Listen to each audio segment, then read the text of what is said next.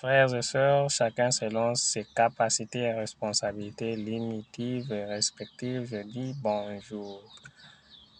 Aujourd'hui, nous allons parler d'un point intitulé Acceptons, donnons la chance aux meilleurs de notre pays. Qui sont meilleurs dans nos pays? Ce sont les gens qui ont les idées du développement. Ce sont les investisseurs congolais, les investisseurs africains pour l'Afrique. Ce sont les gens comme David.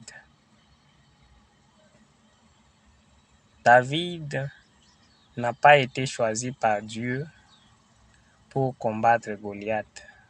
David, c'est quelqu'un qui avait pris les décisions personnelles de combattre Goliath. Et son peuple lui avait donné la chance. Ils ont vu que ce monsieur ne pouvait pas, mais ils lui ont donné de la chance. C'est pourquoi il leur avait surpris. Il a primé sur Goliath. C'est le même cas avec Moïse. Il n'était pas égyptien, même s'il a été sauvé de l'eau, mais il vivait dans le palais royal. Il n'était pas égyptien. Son sang a fait qu'il puisse quitter de l'Égypte. Il a fait sortir son peuple de l'Égypte vers la terre promise. Alors, Israël lui avait donné de la chance.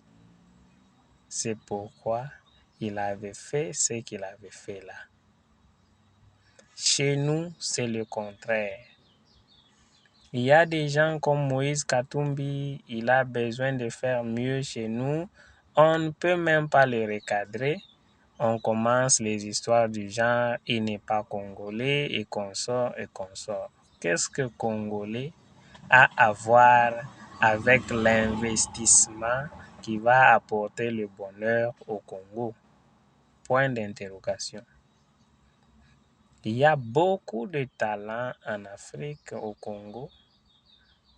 Quand ils se lèvent pour sauver le monde, pour sauver le Congo, nos frères sont de ceux-là qui sont en train de les tuer, de les éliminer, de les appauvrir, de les stopper. Alors, nous sommes auteurs de notre propre souffrance. Quand vous allez dans des pays étrangers, vous trouverez que les meilleurs gagnent toujours. Mais chez nous, les meilleurs ne gagnent pas. Les meilleurs sont en train d'être froissés.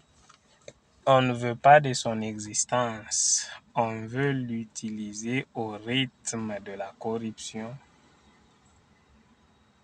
au rythme de la perte et consorts.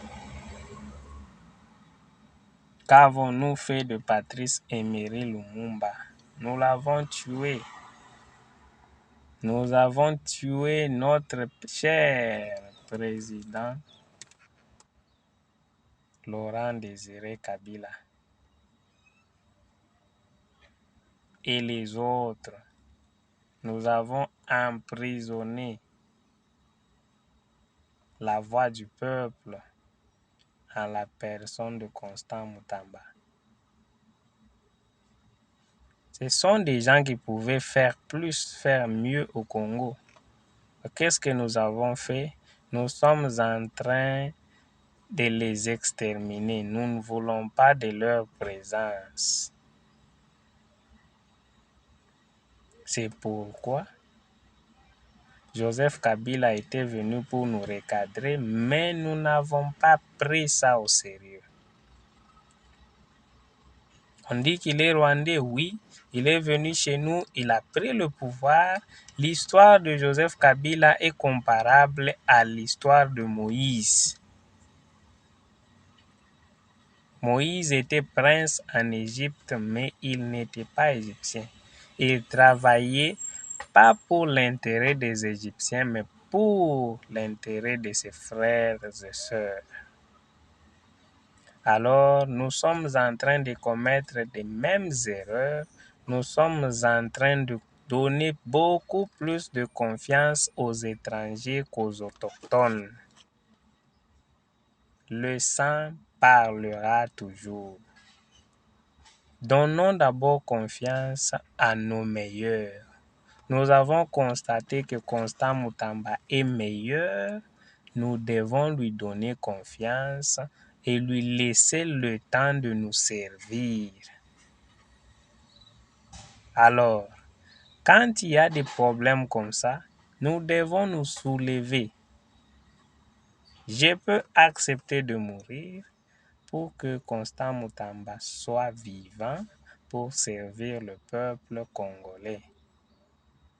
Parce que même quand je suis vivant ici, qu'est-ce que je fais de mieux pour résoudre les problèmes du Congo? Rien du tout.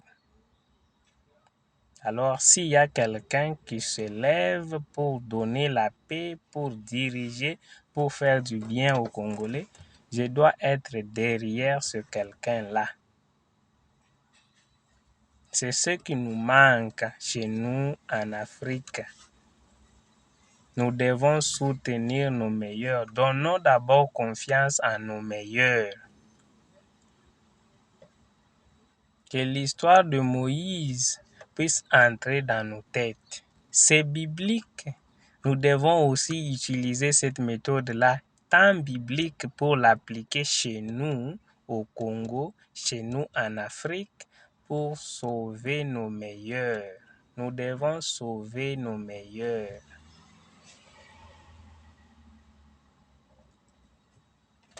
Quand nous allons à travers le monde, nous allons trouver que les Africains sont en train de travailler dans tous les domaines de la vie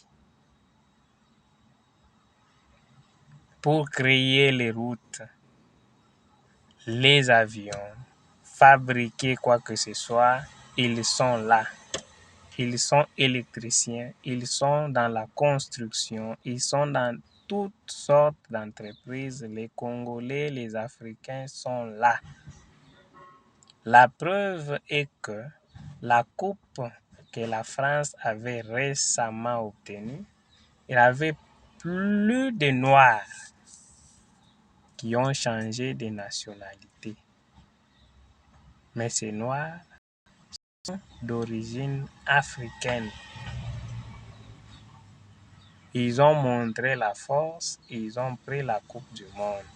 C'est pour dire que l'Afrique a des talents et ces talents doivent être gardés et protégés et soutenus pour qu'ils puissent éclater et donner le meilleur d'eux-mêmes. Pour voir un Congo développé, nous devons considérer nos meilleurs. Parce que les gens que nous appelons de l'étranger pour venir construire nos routes, ils ont besoin du salaire. Et ce salaire-là, ils les iront construire chez eux. Mais si nous appelons nos frères et sœurs congolais, nous allons leur payer ce salaire-là.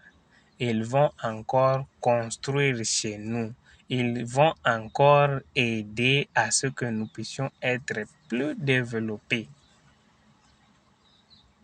Alors, notre politique est pauvre. Nous devons faire cette politique pour renforcer la capacité du peuple congolais et africain à se développer. Ce que nous sommes en train de voir ailleurs, qui fait la source du développement d'autres pays, nous devons l'apporter chez nous pour que notre pays soit aussi développé. Aussi, quelque chose à ne pas oublier, nos dirigeants aussi ayez des cœurs ouverts. Acceptez aussi le changement. Quand vous voyez les gens du dehors prospérer, venir vous proposer que non, moi je suis congolais, je veux faire ça pour mon pays, le Congo, vous devez lui donner une chance. Quand vous donnez des taxes élevées, vous payez des taxes élevées à vos frères congolais pour qu'ils ne puissent pas opérer au Congo, c'est ce qui fait que les Congolais puissent fuir. Quand vous aussi, occultistes et sorciers, sont en train d'éliminer ces meilleurs-là, qui viennent dans leur terre pour investir, mais vous voulez les exterminer, vous ne voulez pas qu'ils puissent travailler et aider l'Afrique, vous devez aussi stopper cela. Alors, le développement demande la protection de ceux-là qui ont l'idée du développement. Nos gouvernants doivent protéger nos meilleurs. Ils doivent aussi les accepter tels qu'ils sont. Si les étrangers viennent travailler en Afrique, ils sont payés convenablement. Si les autochtones travaillent en Afrique, ils ne sont pas payés convenablement. Pourquoi? Parce que nous voulons prendre l'avantage sur eux. Nous, en tant qu'opérateurs économiques, nous, en tant que dirigeants, sommes en train de prendre l'argent de nos travailleurs, le salaire de nos travailleurs pour l'utiliser. Nous ne voulons pas que ces gens-là puissent prospérer. Pour dire que la famine que nous exploitons, nous expérimentons en Afrique est causée par les dirigeants africains et aussi les occultistes.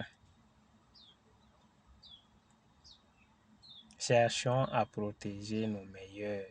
Cherchons à nous battre pour que nos meilleurs puissent être dans la paix. Ils vont avoir la chance et le courage de nous aider et de nous assister. Prions encore le Seigneur. Quand je dis prions encore le Seigneur, prions en vérité. Nous devons prier en vérité et en toute sincérité dans le but de donner la chance à nos meilleurs de nous diriger. Même si c'est quelqu'un de votre âge avec qui vous avez fait les mêmes études, que vous découvrez qu'il est capable de vous servir, de vous aider au développement, laissez ce monsieur vous aider. Alors, c'est pourquoi la France avait pris la coupe, parce qu'ils ont laissé ces gens-là, ils n'ont pas regardé la race, la couleur de peau, ils leur ont donné la chance de travailler et puis ils ont donné le meilleur d'eux-mêmes. La coupe, c'est la coupe de la France, ce n'est pas la coupe du Congo. Le Congolais, nous devons aussi faire ça.